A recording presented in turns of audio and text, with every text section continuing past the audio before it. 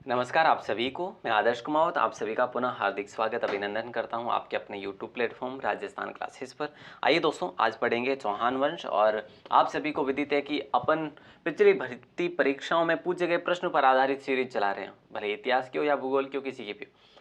दोस्तों यहाँ पे आपको देखिए, अगर अपन डेली 30-35 प्रश्न पढ़ते हैं और आपको यहाँ से हर एक टॉपिक में से 30-35 प्रश्न पढ़ने के बाद अगर आपको प्रश्न एग्जाम में मिल जाता है उस टॉपिक से, तो फिर सोने में सुहागा है। आई थिंक यहाँ से आपको प्रश्न जरूर मिलेंगे। और राजस्थान 360 ऐप को आप जरूर इंस्टॉल करिएगा दोस्तों प्ले स्टोर से, ठीक है। आपको बेटर जो है यहाँ पे मिल जाएगी PDF नोट्स। और राजस्थान क्लासेस की वेबसाइट को जरूर देखिएगा, वेबसाइट पर फ्री नोट्स जो है दिए जा रहे हैं। और आप ग्रुप को ज्वाइन जरूर कर सकते हैं, व्हाट्सएप टेलीग्राम को, ताकि यहाँ से आपको क्या होगा कि मिलती रहेगी नोटिफिकेशन। चलिए दोस्तों, ज़्यादा समय आपका खराब ना करते हुए पहला सवाल है, किस इतिहासकार ने चौहानों का ब्राह्मण वंश से उत्पन्न होना माना है? तो वो इतिहासकार कौन है दोस्तों? बोले सर वो इतिहासकार है डॉक्टर भंडारकर, ठीक है। डॉक्टर भंडारकर जो है, इन्होंने कहा है कि चौहानों का जो है ब्राह्मण वंश से उत्पत्ति हुई है। अगला सवाल, चौहान राजवंश के संस्थापक किन्हें हम कह सकते हैं? बोले सर आदि पुरुष की बात कर रहे हो क्या? हाँ जी, जो कि हम वासुदेव को कहेंगे। शाकंभरी के चौहान इन्हें कहते हैं, और शुरुआत भी शाकंभरी शाखा से ही होना माना गया है वैसे चौहानों की, ठीक है। तो ये जानकारी हमें कहाँ से मिलती है? बिजोलिया शिलालेख के अनुसार मिलती है।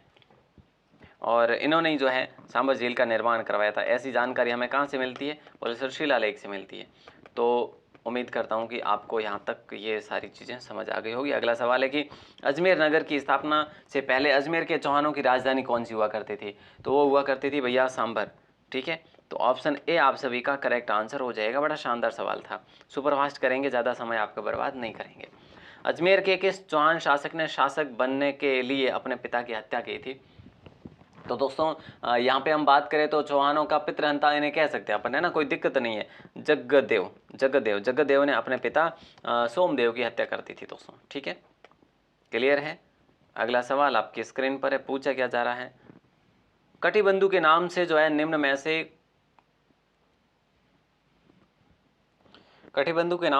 से कौन सा राजा प्रसिद्ध था? तो इसका राइट आंसर आपका दोस्तों क्या हो जाएगा? विग्रराज चतुर्थ हो जाएगा। लेकिन सॉरी, पिछले का आंसर मैंने बताया ना जैसा आपको, तो जगदेव था वैसे पितृहंता, लेकिन उसने अपने पिता अर्णोराज की हत्या करी थी। किसकी करी थी?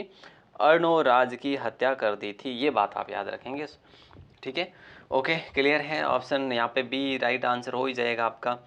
अगला सवाल है, ललित विग्रहराज के रचयिता सोमदेव किस चौहान शासक के दरबार में था?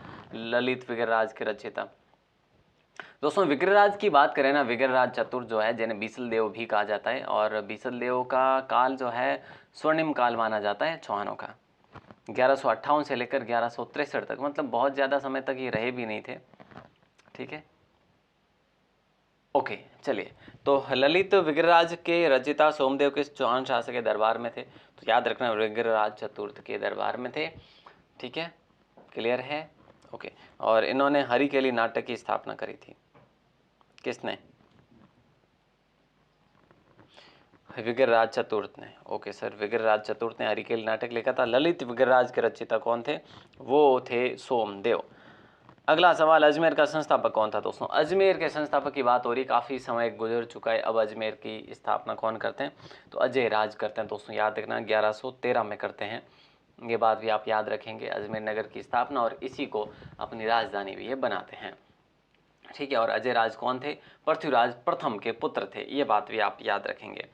किस चामान शासक ने 12वीं शताब्दी ईस्वी में बीसलपुर की स्थापना करी? दोस्तों बीसलपुर की स्थापना की बात करें तो विग्रहराज चतुर्थ ने। इनको बीसल देव भी कहा जाता है, बीसल देव भी कहा जाता है, इन्हें कटी बांधव भी कहा जाता है, क्योंकि कवियों के ये आश्रयदाता थे, इसलिए कहा जाता है। इन्होंने जो है बीसलपुर कस्बा जो है इन्होंने ही बसाया था शुरू में, और बीसल सागर बांध का निर्माण भी इन्होंने करवाया था उस समय। तो चौहानों का स्वर्णिम युग या काल कहा जा सकता है। निम्न में से कौन सा काल अजयराज से संबंधित है दोस्तों?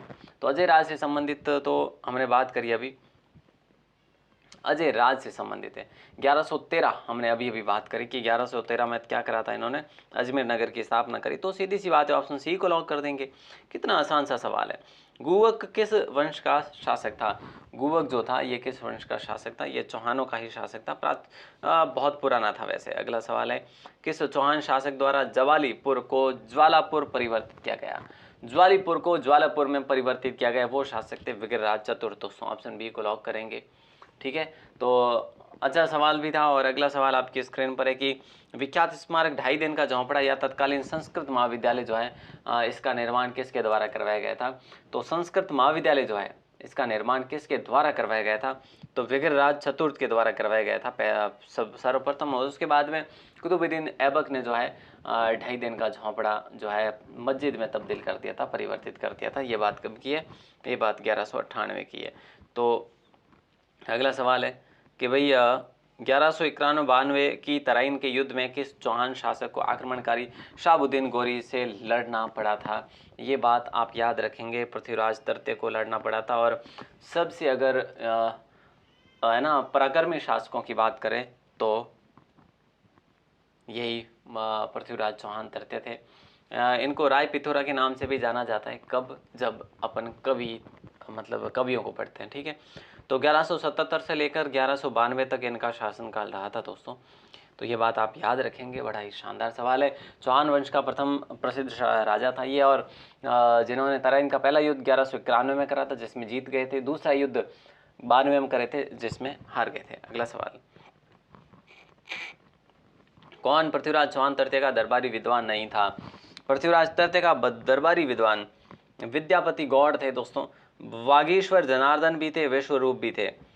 तो याद क्या रखेंगे आप? सिर्फ और सिर्फ यही रखेंगे, वी से विद्यापीठ विद्यापति, वा से वागीश्वरी और वी से विश्वरूप। दोस्तों विवावी है ना, विवावी या फिर विवा, आप ऐसे याद रख सकते हैं, कोई दिक्कत नहीं है दोस्तों। सेम सेम नाम आ रहा है, विवा। ठीक है, और यहाँ पे सारंगधर इनके नहीं थे। चलिए, तो इनके साथ में और भी आप नाम याद रख सकते हैं, जैसे जयानक है, चंद्रवरदई है ना, जनार्दन आशाधर भी है। ठीक है, तो ये बात आप याद रख लेंगे तो मुझे लगता है कोई दिक्कत होगी नहीं। और अगला सवाल है, क्या याद रखना? ये विवी बात तो याद रखना ही है। विश्वरूप है, जैसे विद्यापति गौड़ है। ठीक है, अच्छा, और जैसे वागीश्वर जनार्दन है, ये तो 3 आपने याद। अब जयानक चंद्रवरदई आपको याद रखना है। अगला सवाल है, सूफी संत ख्वाजा मोइनुद्दीन चिश्ती किसके शासनकाल में राजस्थान आए थे? तो ये इन्हीं के पृथ्वीराज चौहान तृतीय के शासनकाल में आए थे। चौहानों की रणथंभौर शाखा का प्रवर्तक कौन था दोस्तों? तो याद रखना, ऑप्शन सी को लॉक करेंगे, गोविंदराज। ये रणथंभौर शाखा की बात हो रही है दोस्तों। और ये पृथ्वीराज तृतीय के पुत्र गोविंदराज ने जो है कुतुबुद्दीन ऐबक की सहायता से क्या करा था? वंश की स्थापना करी थी, 1194 में करी थी। रणथंभौर के शासक अमीर चौहान की किस वर्ष दिल्ली के सुल्तान जलालुद्दीन खिलजी की सेना के साथ में प्रथम मुठभेड़ हुई थी? तो दोस्तों क्या हो जाएगा राइट आंसर? ऑप्शन ए को लॉक करेंगे, 1290 की बात है। 1290 विक्रम संवत नहीं, ईस्वी की बात है। ठीक है, तो जाइन के दुर्ग पर आक्रमण कर दिया था किसने? जलालुद्दीन खिलजी ने। फिर वो जीत भी गया था और इसी दुर्ग को बचाने का अमीर ने प्रयत्न भी करा था। ठीक है, तो ये बात आप याद रखेंगे और हम चलेंगे आगे। अगला सवाल है, किस चौहान शासक ने 1192 एडी में तराइन का दूसरा युद्ध जो है लड़ा था? तो दोस्तों याद रखना, पृथ्वीराज तृतीय की बात करते हैं अपन। ऑप्शन बी को लॉक कर देंगे। पृथ्वीराज तृतीय मोहम्मद गोरी के हाथों पराजित हुए थे, ये जाहिर सी बात है।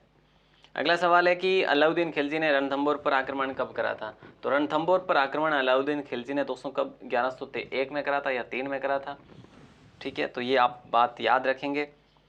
तो राणा की सेना सुदृढ़ थी या सुल्तान के विद्रोहियों को शरण दी थी, या फिर जलालुद्दीन ने आदेश दिया या राणा ने युद्ध की पहल की? नहीं, सुल्तान के विद्रोही को शरण दी थी दोस्तों। ऑप्शन बी को लॉक कर देंगे। मंगोल विद्रोही थे, अमीर ने इनको शरण दे दी थी। दो का नाम था मोहम्मद शाह और कहब्रू, दोनों को इन्होंने शरण दे दी थी। और शरण देने के कारण जो है अमीर द्वारा राज्य भी बंद कर दिया गया और फिर जो है इनकी मुठभेड़ शुरू हो चुकी थी। और फिर आक्रमण कब किया, ये बात देखिए। 1300 ईस्वी में रणथंभौर पर आक्रमण के दौरान अलाउद्दीन खिलजी का कौन सा सेनानायक मारा गया था? 1300 में सबसे पहले आक्रमण किया गया, तो उस समय जो है इनका ये जो नुसरत खान है ना, ये मारा गया था 1300 ईस्वी में। ठीक है, और ये नेतृत्व तो किसे सौंपा था 1300 ईस्वी का? नुसरत खान और उलू खां को। लेकिन उलू खां तो यहाँ से वापस भाग गया था और नुसरत खां को मारा गया। ठीक है, अगला सवाल आपकी स्क्रीन पर है। निम्न में से कौन सा शासक जो है जालोर के चौहान वंश से संबंधित नहीं था? निम्न में से कौन सा शासक जालोर के चौहान वंश से, जालोर से वत्सराज नहीं था? बोले सर नहीं था। अच्छा सॉरी, उदय सिंह थे, है ना, समर सिंह भी थे, कीर्तिपाल भी थे, लेकिन वत्सराज इनसे संबंधित नहीं थे। दोस्तों बड़ा आसान सा सवाल है। वत्सराज हम पढ़ चुके हैं गुर्जर प्रत्यार राजवंश में कि वहाँ का प्रतापी शासक हुआ था जिसने ओसिया में काफ़ी सारे मंदिरों का, जैसे कि महावीर स्वामी मंदिर का निर्माण करवाया था। ठीक है, और इन्होंने धर्मपाल को भी, बंगाल के जो धर्मपाल थे ना, उनको भी पराजित करा था वत्सराज ने। जालोर के चौहान शासकों में से कौन से राजा को दिल्ली के किसी सुल्तान के आक्रमण का सामना नहीं करना पड़ा था?